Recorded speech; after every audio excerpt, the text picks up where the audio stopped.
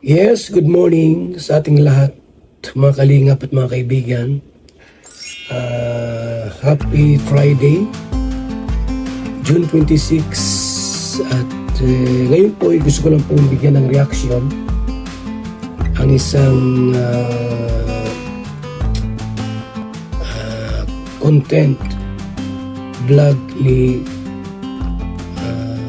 BG Scheme na muling bumalik ito sa team Kalinga po at ipagpatuloy po yung kanyang pag-charity. So gusto ko lang pong bigyan ito ng konting reaction po tungkol po dito. Ito pong post po niya at yung kanyang ginawang video.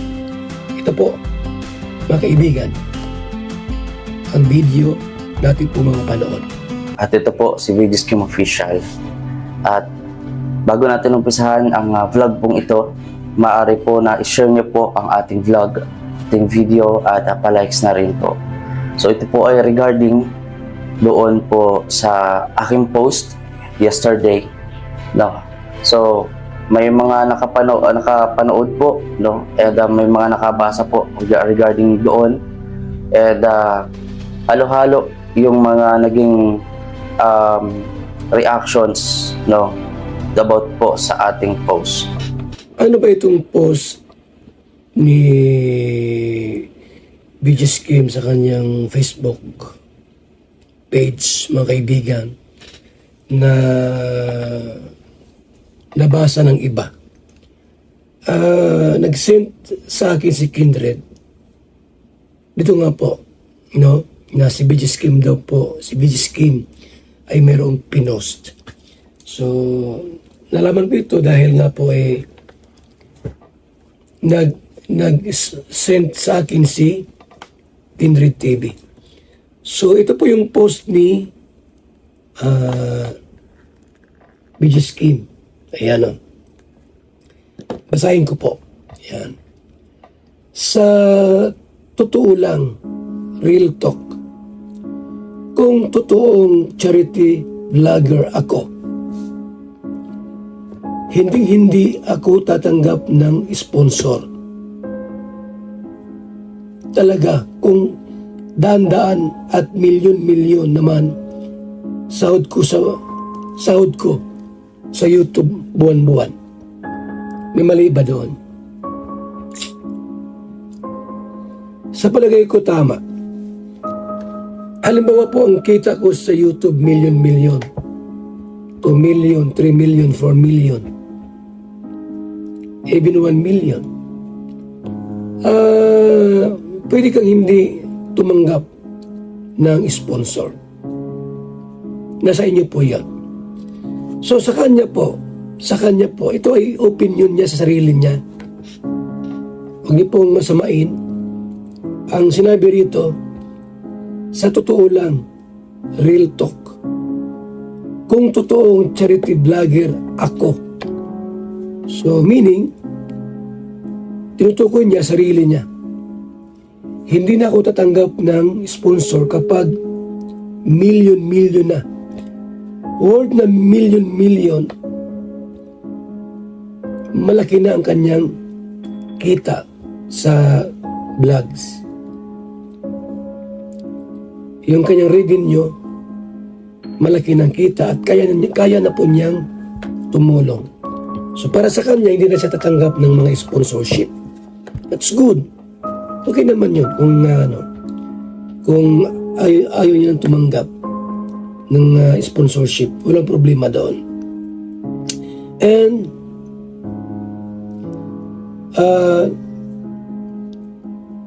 no to sponsor. Sabi niya, no to sponsor. Wala pa ako sa daan-daan na hiyaan. Pero hindi na ako tatanggap ng sponsorship simula ngayon. Pagsisikapan ko makatulong gamit ang sarili kong pamamaraan at kita. Marahil po meron siyang bad experience sa mga bagay na ito regarding sa sponsor. no? Sa sponsorship. Yun po. So marahil, meron siyang bad experience sa sponsor. So, nasa kanya po yan. Kung sa tingin ng iba, mayroon siyang pinatamaan, eh nasa inyo na po yun. Kasi wala man siyang binanggit na pangalan. Kung mayroon siyang pinapatamaan dito, wala man siyang binanggit na pangalan. Huwag niyo pong angkinin na sa inyo. Kapag walang specific name, huwag niyo angkinin na yan sa inyo. Kung sa palagay niyo kayo ang pinatamaan. So sa akin po, yun ang opinion niya, yun ang gusto niya, no problem. And wala na po sana akong dapat pang i-explain. Pero dahil for curiosity ng iba and may nagsabi sa akin na kailangan ko mag-explain. No? So, explain po natin din yung side natin, bakit natin na-post yun. At syempre, yung kahit masama pa yung pakaramdam po natin, no, di tayo nakapag-vlog ng maayos kasi masama pa po at may trangkaso. So, kaya pa naman natin na maggawa ng video ngayon kahit dito na lang po sa bahay. Sa pamamagitan po nito, ma-explain natin. So, ba't ko nga po pala post yun? No. Post mo, explain mo. Hindi ko yun. Ako po sa akin lang naman to. I don't need to explain. Post is my post.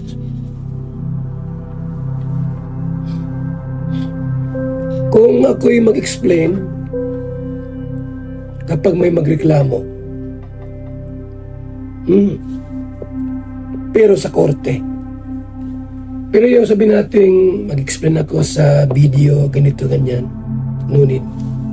Pero si Kim,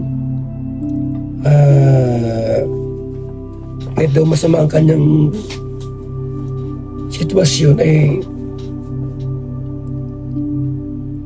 gusto mag-explain. Okay naman yun. Walang masama naman doon sa gusto mo mag-explain. Pero ako po, ugali ko, ano man ang sasabihin ko, ang i-post ko, hindi mo ko makikita ang magpapaliwanag. Maliban na lamang kung gusto kong sabihin sa iba. Hindi doon sa nagtatanong, kundi gusto kong iparating sa iba yung ibig kong sabihin doon. Inugali ko po yan. Ugali ko po yan. Kaya yung mga nagtatanong, kung may mga post ako, hindi ako nagsasagot sa comment, no need.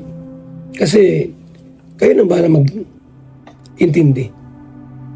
Malalaki naman na kayo, unawain nyo na lang. Hindi ko baga. Una pong factor kung bakit ko po nakapag-post ng ganon is dahil po rin sa mga hindi natitigil na mga pangbabash at mga natatanggap ko na mga pangmumura. No, hindi ko na lang po babanggitin kung sino yung mga taong yun. Pero still, sa nakaraan ko pong live ay meron po ako nabanggit doon na pangalan din na grabe po ang pambabalahura sa akin. Advice ko kay Kim, huwag niyang intindihin yung mga buzzers, mga taong ayaw sa kanya. Kasi kahit anong paliwanag mo sa mga taong yan, hindi ka rin paniniwalaan. Buzzers is buzzers. Alam niyo naman po sa mga nakikilala po sa akin, gumawa po ako ng video na to, hindi po para kumuha ng simpatsya po ninyo o awa. No, gumawa po ako ng video na to express my feelings po and thoughts at syempre ang side ko na kung bakit ko po nagawang mag-post yun. No need to explain. Bijis Kim. Pagbukal sa loob yung pinost mo, Huwag ka magpaliwanag. Una po, dahil po sa mga walang tigil ng pambaba sa akin. Kahit saan ako pumunta, no, may nagsasabi nga na hindi ko alam kung saan ako talaga pupunta. So muli, buzzers is buzzers. Hanggat nasa submit ka, hindi mawawala ang buzzers. Kayo ang buzzers nyo, ilang buwan pa lang. Marahil 1 taon pa lang, 2 taon. Sa akin, ang buzzer ko po, 20 years na mahigit. May buzzers ako. Kung gusto mong mawala ang buzzers, huwag ka nang mag-submit, huwag ka nang mag-Facebook or mag-YouTube. Wala kang buzzers, no? No? Yes po, totoo yan. Pero this time, na nasa Kalingap po ako, at hindi na po ako aalis sa Kalingap. Hindi naman po talaga ako umalis. No? Yun yung unang factor po na walang tigil talaga. Kahit saan ako pumunta, palaging mayroong masasabi ang ibang tao mula sa ibang community. Alam niyo po, wala naman po sa idol nyo ang problema. Kadalasan po dito po sa mga supporter na nanggugulo. Tahimik na po ako eh. Kahit nung nasa racial community ako, nakala-racial, tahimik po ako. Pero still, hindi niya talaga ako tinatantanan. Kaya nga po, advice ko kay BG's Kim, mag-focus ka lang sa ginagawa mo. Huwag mong intindihin yung mga taong ayaw sa'yo. Huwag mo silang paglaanan ng panahon at oras na pag-usapan. Focus to your goal. Focus sa pagtulong. Then now, na nandito na po ako sa Kalingap, na ang ginagawa ko naman ay nakikita ninyo na nagcha-charity ako. Still, may mga talaga pa rin po na masasabi. Nananahimik ako, bigla akong bubulagain. Bigla kung anong magsasalita. Keso galit ako sa'yo, galit na galit ako sa'yo, Kim. Umalis ka sa ganito, iniwan mo sa ganito. No, madali lang po talaga manghusga without knowing the whole truth. Kung ano ba talaga yun. At syempre, maraming magko-comment dito na kunwari, kabisado na nila po ako. Ugali ko daw na ganito. Grabe. Actually po, sa ating pong pagmuni-muni at pagnilay-nilay, meron ding problema si Kim dito. Mga kaibigan.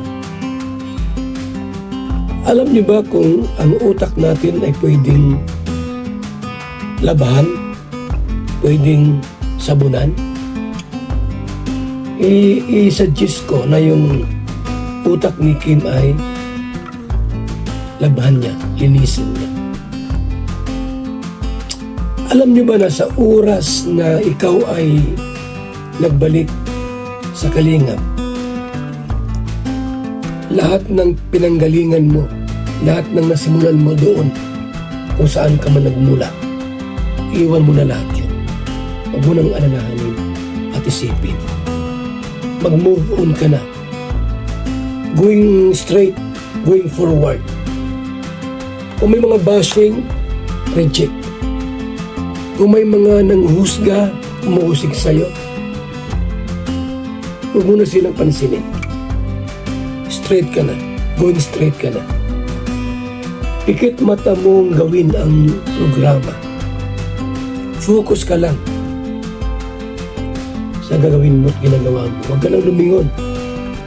May mga binabato ka, ayan mong batuhin ka. Huwag mo silang gantihan. Diretso ka lang. Pero kung gusto mo ng content, gusto mo ng content, ayun, bahala ka. I-content mo sila. Pero kung gusto mo ng kapayapaan, kaayusan, at maayos na pag-charity. Focus to your goal. So mga kalingap, itong ating part 1. Ito muna, nilakad na po ako. So maraming salamat po sa inyong pagsubaybay, panonood, sa ating pong konting reaction po tungkol dito, no? Kay BG's King, sa kanyang sinabi, sa kanyang video.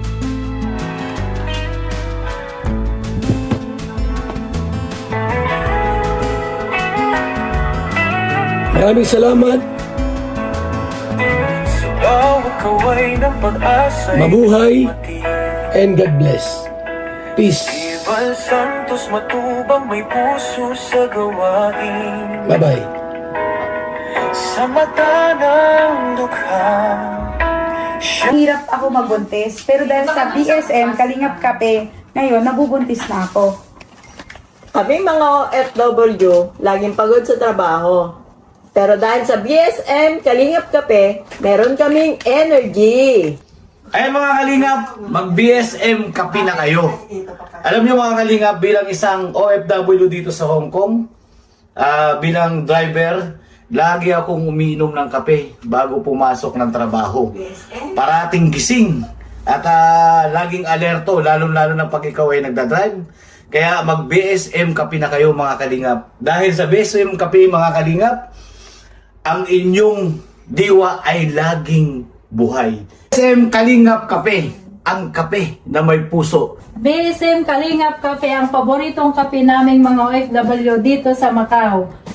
BSM Kape, ang kapeng may puso. Bilang isang karpintero, araw-araw napapagod, BSM Kalingap Kape, ang panghagod. Sarap. BSM Kalingap Kape, ang kaping may puso. Dito na kayo mga kaibigan, mga kalingap. At sigurado, gaganda at sasarap ang tulog at ang gising ninyo. BSM Kalingap Kape, napakasarap. Ipapagaling sa mga taong may sakit.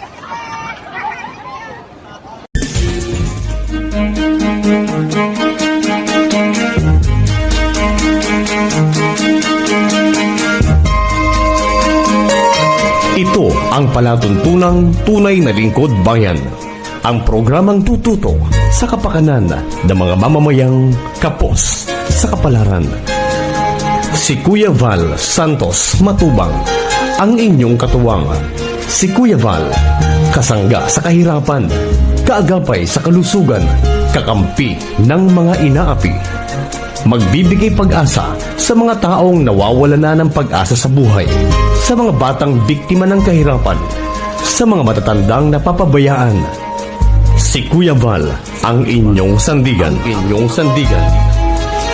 Val Santos Matubang, sa palatuntunang lingap sa mahihirap.